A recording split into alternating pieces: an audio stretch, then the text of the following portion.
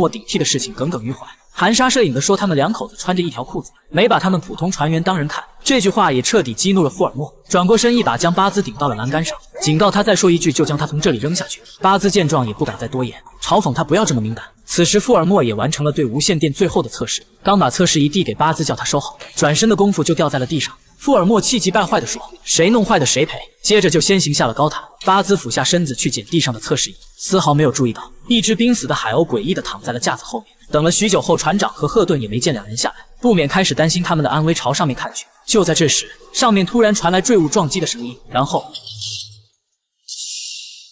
看到眼前的一幕，两人瞪大了双眼。控制室的罗斯通过监控看见有人掉下来，以为是自己的老公，富尔莫早就吓破了胆，急匆匆地朝着外面跑去。船长果断拿起电话叫救生员凯特赶往现场。此时赫顿惊恐地发现，巴兹掉下来前安全带锁口紧闭完好无损，也就是说他没